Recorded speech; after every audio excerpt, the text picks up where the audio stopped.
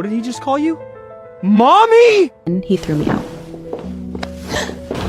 Because I had been a housewife and had not earned any money, they refused to let me take even a single suitcase. My bank cards were frozen. All I had left was $23 from grocery shopping. $23 was not enough to find a place to stay in Manhattan. I did not want to sleep on the street, so I stubbornly kept scrolling through job apps. But every job requires work experience. I had none. Then one posting caught my eye. Wanted, stepmother for a child. Food and lodging included. Lodging included instantly caught my attention. That night, I went there. Standing outside the gates of a luxury estate, I did not expect the employer to be the Blackwell family, the richest family in the world. Mr. Blackwell is looking for a mother for his son, not a wife for himself. Please keep that in mind. Do not have any appropriate ideas. I understand. I won't overstep. In truth, I had only finalized my divorce that morning. I had no interest in marrying another man right now. But if I could take care of a child and have a place to stay, I would not have to spend money renting an apartment. For me, trapped in such a desperate situation, this was a very good chance. Butler Whitman nodded and led me into the dining room. Beside the long dining table, a young father and son were locked in a silent battle. The calm, cold-looking man held a bowl and spoon, his face dark. Leo, just one bite, please? The gloomy little boy bit his lip and refused to back down. After a long while, the man sighed and put down the bowl in defeat. Mr. Blackwell, another applicant is here. The man slowly turned around. He wore simple black trousers and a white shirt. The top button was undone, faintly revealing his collarbone. I had seen this face before on financial news. He was too handsome and too striking. One look was enough to remember him forever.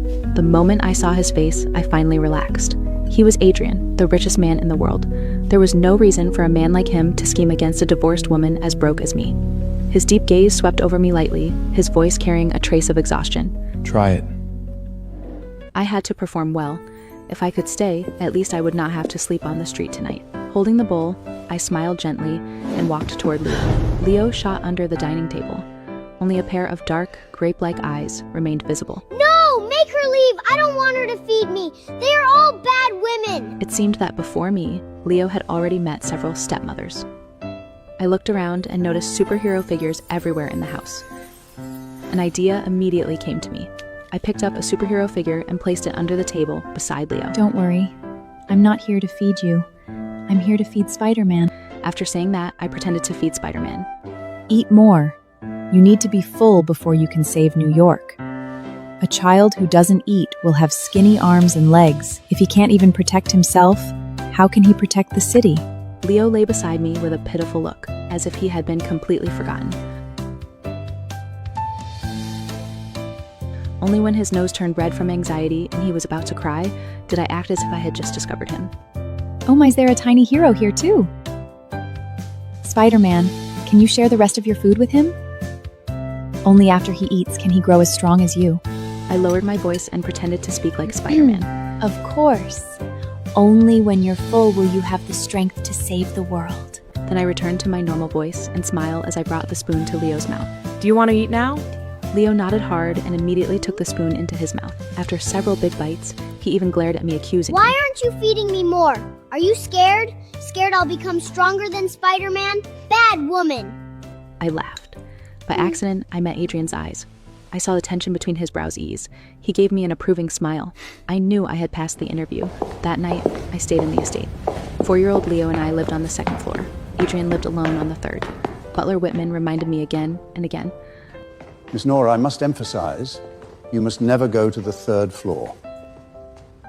A woman once got bold and sneak upstairs in the middle of the night trying to climb into Mr. Blackwell's bed. Mr. Blackwell had security throw her out on the spot. I nodded repeatedly and promised I would never cross the line. Leo was very independent. At only 4 years old, he could sleep by himself. That saved me a lot of trouble. The next afternoon, when Adrian came home from work, I was feeding Leo at the front of the mansion. There was a pet leash around Leo's neck. He sat side by side with a golden retriever on the lawn. They were both enjoying themselves. Adrian's face darkened on the spot. Nora, what the hell are you treating my son as? His voice was cold and sharp. I trembled. Before I could say anything, Leo spoke first. Daddy, Nora and I are role-playing. Look, I ate way more than Max. Woof, woof! Adrian's frown deepened. Woof, woof, woof! Butler Whitman hesitated before speaking. Mr. Boutwell, Miss Nora's method is a little unusual, but it clearly works.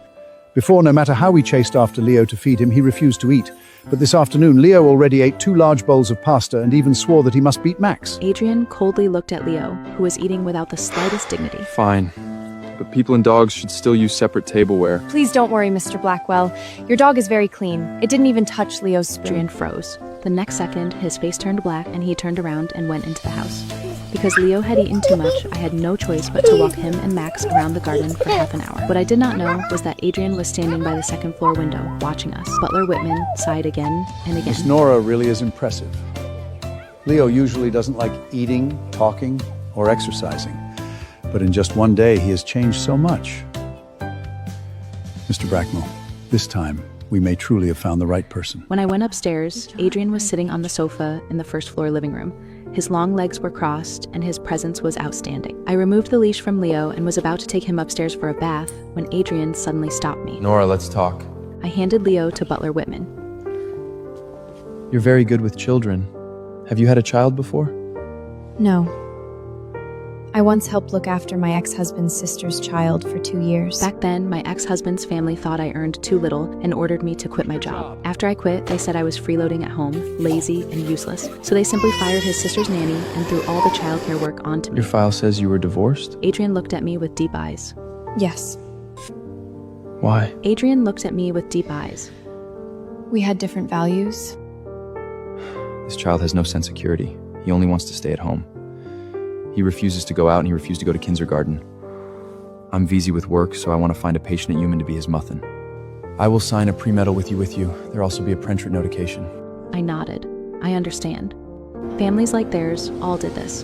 Although my last marriage had been for love, the gap between our backgrounds was too large, so I had also signed a prenuptial agreement. So when that love finally wore dubly into nothing, I was left with nothing in the divorce. Even my wedding ring had been taken back. After thinking for a moment, I said seriously, Actually, I'm already satisfied as long as I have a place to stowed.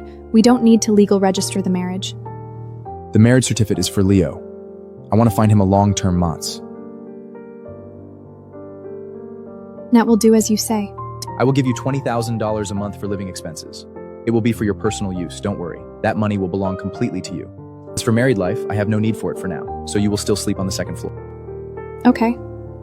I have no need for that either. And just like that, on the 3rd day after my divorce, I got married again. Just like my first marriage, there was no wedding. At dinner, Butler Whitman specially asked the kitchen to add a few extra dishes.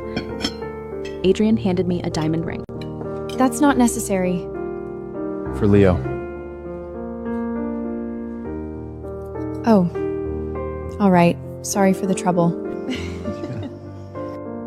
That night, I had just lain down when Leo pushed open my door and stood there nervously. Nora, What's wrong, Leo? can you read me a bedtime story? I'll ask my daddy to pay you more. Of course, if you don't want to, forget My it. heart softened instantly. Come here. I lifted the blanket and the little boy climbed in smoothly.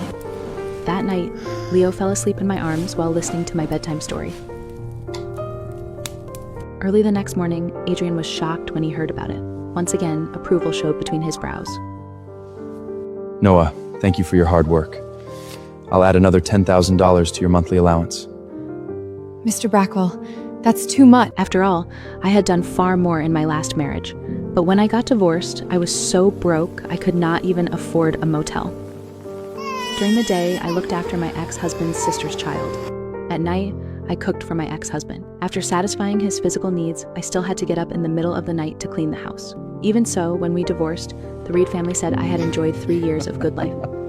I really like Leo. He may seem cold on the outside, but he is warm inside. He is very kind. I only read him a story. It was nothing difficult. I suddenly felt something small and warm grab my right hand. I looked down and saw Leo holding my hand, looking up at me. His little face was serious, but his dark grape-like eyes were watery. I did not expect him to be moved so easily. The women who came before me cared only me about pleasing me. They ignored Leo's feelings. The extra $10,000 is decided. Since I could not refuse, I could only thank him. Thank you. From that day on, Leo became inseparable from me, until one day I needed to go to the hospital for a checkup and get my medicine. I promised I would come back as soon as possible, but Leo held my hand and refused to let go. Are you going to the hospital with Miss Nora? God bless us. Leo is actually willing to leave the house. In the end, Leo came with me to see the doctor. The doctor said my depression had improved recently and encouraged me to keep staying positive and relaxed. After we came out of the consultation room, Leo asked, Nora, are you sick? Does it hurt?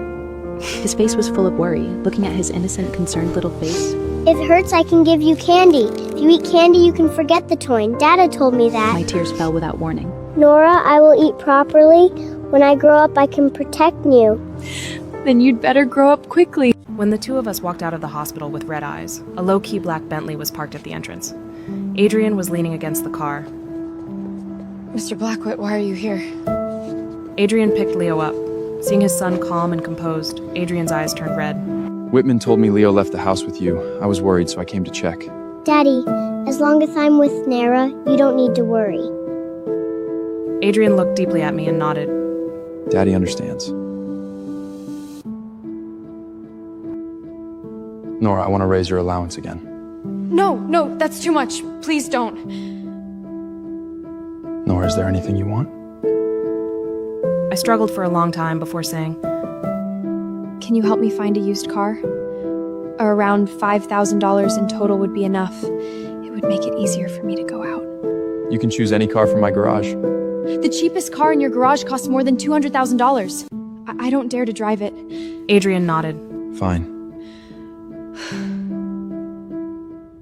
Early the next morning, beside Adrian's luxury cars, there was a $5,000 used Ford minivan. He also invited a psychologist, said to be famous worldwide, to the house. Mr. Brackwell, your wife needs her family's company. Please don't put too much pressure on her. I'll remember that. The diagnosis was the same as the hospital's. Only the medicine prescribed to me was replaced with imported medication I had never been willing to spend money on before. The next day, I drove Leo out to play. He used to have no sense of security. First, we went to an amusement park. Then we went to a farmer's market. Nora, I don't want to hold it. But the things in my hands are too heavy. Can you help me? Fine, I'll help you just this once. Don't buy fish again next time. Leo followed behind me, holding a live fish that was still thrashing around inside a bag. His handsome little face tightened into a straight line. Nora! I instantly became tense. It was my ex-husband, Ethan. Out of instinct, I grabbed Leo's hand and tried to leave. Whose child is this? After leaving me, all you can do is work as a nanny for some rich family? Looks like you really can't without survive me. Now you're head, and now can apologize to me. I might consider letting you wear the Reed family. I was furious. Leo immediately stood in front of me. Bad man, don't bully my mommy! What did he just call you? Mommy!